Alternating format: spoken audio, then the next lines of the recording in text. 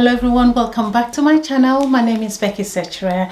I hope you're doing well. I normally do nursing videos, but I do videos on topics that will help people who are planning to migrate or who are already here and not sure what to do, especially for nurses. But today I'm going to be talking about a new visa that has been launched by the UK government, and this is called the UK High Potential Individual Visa. And with this visa, an individual doesn't need a sponsor or a job offer in order to come and work in the UK. So what is this visa all about? So the High Potential Individual Visa is a type of visa that has been launched by the UK government on the 30th of May 2022. The aim of this visa is to attract the best talent in science, technology, and all the other subjects into the UK to come and work. So the people who are eligible for this visa should have graduated from the top 50 universities in the UK, and the ranking of these universities is based on the Times Higher Education and Academic Ranking of World Universities. So if your university is not amongst those, unfortunately, then you're not eligible. So that makes me think that all our African universities, our Caribbean universities, our Indian universities are not on the list. I'm going to be mentioning names of universities that have appeared on the 2021-22 list or ranking, world top ranking. I would be mentioning the list later. So as I said, to be eligible, you should be a graduate from the 50 top ranking world universities. You don't need a job offer or you don't need a sponsor in order to come and work in the UK. You need to have graduated within 5 years from those universities. Your degree that you're coming to work with must be equivalent to a UK bachelor's degree, a UK postgraduate degree, or a UK PhD qualification. And how long is this visa for? So for a postgraduate and a bachelor degree holders, you can get up to 2 years visa. If you're a PhD holder, you will get up to 3 years visa. And what are the requirements? So some of the requirements are you should prove your ability to speak, listen, write, and understand. You need to be able to show you can understand English, at least to B1 level of the European language framework.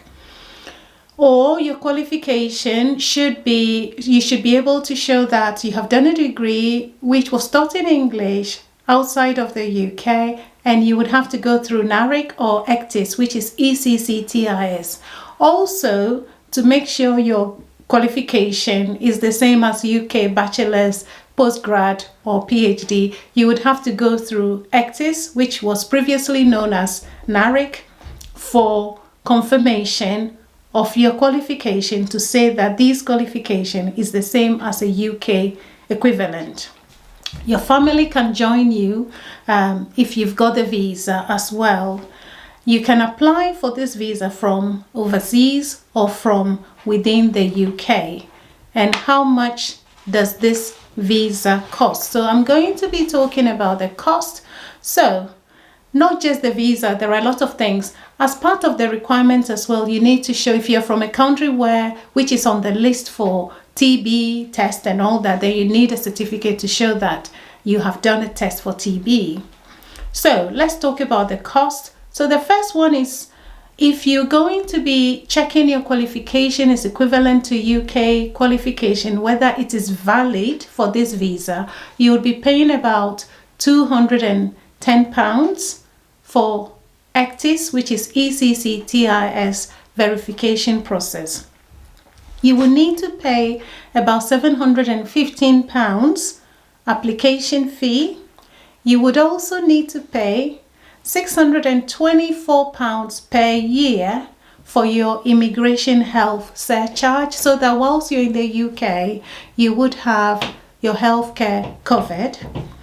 You need to show you have at least £1,270 in your bank account to show that. So it should be in your account for at least 31 days within when you're applying for your visa. This money is just to show that you're able to support yourself when you come to the UK. At the same time, if you're eligible for the visa, as I said, for postgrad and bachelor's degree holders, you can have 2 years visa, which cost about £1,248. If you're a PhD holder and you're entitled or you're eligible for 3 years visa, you would pay £1,872 for that. So basically, some of the other requirements, so based on if you want to come with your children and your wife or your partner, I'm going to add a link so you can have a look at the requirement for a child and a wife, partner or civil partner. You might also be able to switch if you're already in the UK on a particular visa. So that is something to bear in mind. You must apply for this visa within 5 years of qualification from an eligible university. And who cannot apply for this visa? If you are on a visitor's visa in the UK, you cannot apply for this particular visa. If you're on a short-term student visa, you can't. If you're on a graduate visa already in the UK, you can't apply. If you are on a parent of a child student's visa, you cannot apply. If you are on a seasonal workers visa, you cannot apply. And if you are on a domestic visa, worker visa, you cannot apply either. So there are some exclusions out there. And when you come to the UK, as I said, you don't need a job offer or a sponsor. You can actually set up your own business, entrepreneurship and all that. You can do that. And the question is whether you can settle in the UK after that. You could switch from that visa at the end of your stay to skilled worker visa. And when you work in the UK on a working visa for 5 years, you can apply for indefinite leave to remain in the UK. And if you have done your 6th year, then you can apply for a citizenship if that is what you want. So let's look at, or let's listen to the list of universities in 2021-22 that are amongst the list of universities where individuals can apply for the high potential individual visa if you're a graduate from these schools. So I'm going to be showing you or listing the Global University 2000 list for 2021-2022. So as I said, most of the universities are basically USA, Australia, Canada, Switzerland, and a few other European countries. I saw one from Australia as well. So let's look at the list. Today I'm wearing blue, white and red because it's the Queen's Jubilee. So anyway, so let's start. On the list, the first one for 2021 top 50 university list, I have got California Institute of Technology, USA, Chinese University of Hong Kong in Hong Kong, Columbia University, USA, Cornell University, USA, Duke University, USA, we have Harvard University, USA, we have ETH, Zurich, Swiss Federal Institute of Technology, that's in Switzerland. We have got, this one I can't pronounce it, so just bear with me. We have ECOLE, which is ECOLE, Polytechnique Fédérale de Lausanne, that's in Switzerland. Pardon me if I've not pronounced it properly.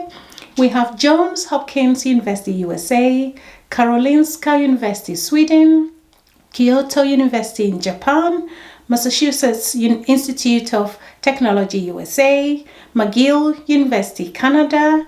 We have National University of Singapore in Singapore. We have New York University, USA, Northwestern University, USA, Paris Sciences et Lettres. I can't speak French, so please bear with me. It's a university in Paris, in France. Peking University, China, Princeton University, USA, Stanford University, USA, Tsinghua University, China, University of British Columbia, Canada, University of California, Berkeley, USA, University of California, Los Angeles, UCLA, USA, University of California, San Diego, USA, University of Chicago, USA, University of Hong Kong in Hong Kong, University of Melbourne, Australia, University of Michigan, Ann Arbor, USA, University of Munich in Germany, University of Pennsylvania, USA, University of Texas at Austin, USA, University of Tokyo, Japan, University of Toronto, Canada, University of Washington, USA, Yale University, USA. So the list goes on and on and on. And looking at the list, it's more or less like majority American universities and a few Canadian universities, Switzerland, Singapore, Australia, and one from Paris and another one from Germany. So it seems like, you know, some countries or some continents have been excluded from this list. It doesn't mean if you're from those continents and you have got degree or qualification from the universities on the list, you cannot apply. You can apply. You would have to look at the conditions before you move from wherever you are. But it's just to share with you about this new visa type. I hope this video has been helpful. I would add the link and you can look into it yourself, and you can go ahead and apply if you feel you meet the eligibility criteria. Anyway, do not forget to subscribe, like and share, and take care. Bye bye.